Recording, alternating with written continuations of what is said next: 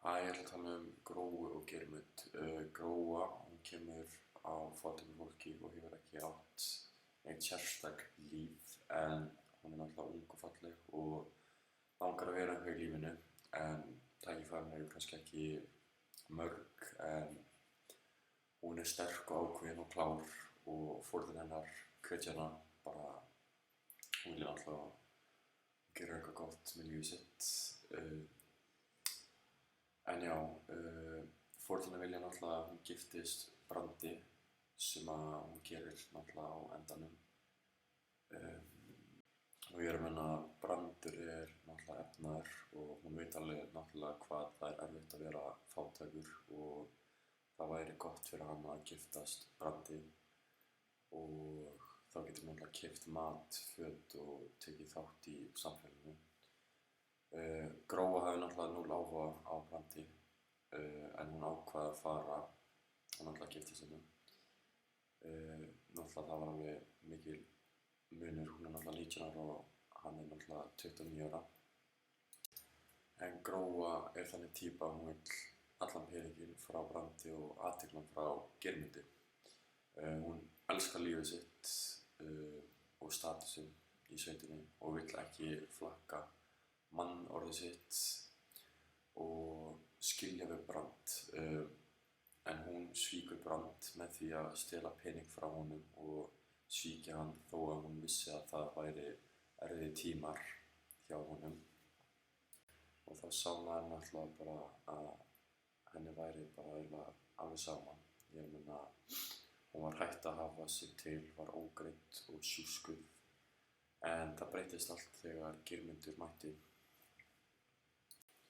En já, hún sagði einhvers staðar að hún vildi frekar missa börnin sín en Geirmund og mér finnst það bara svolítið steikt.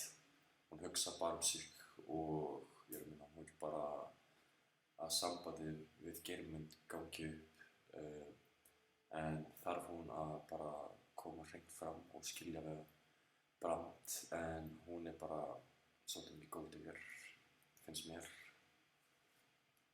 En nú ætla ég að tala um Geirmund. Geirmundur er náttúrulega að vinna fyrir Brand, töluvert yngri en hann og er bara svona bara ungur og græður og er til í lífið með Gróu. Ég hef þetta svolítið illa séð hjá Geirmundi. Brand er náttúrulega búinn að gefa honum góða vinnu og svo fer hann og kissir náttúrulega Gróu fyrir utan messuna. Hann er náttúrulega lausu, en Gróa er náttúrulega í sambandi sem er svolítið illa séð af henni.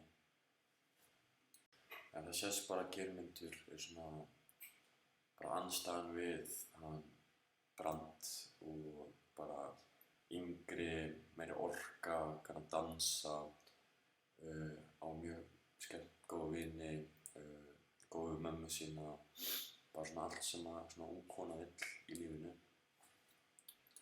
En eina vandamálið, hann er ekki með peninginn sem að Gróa vill.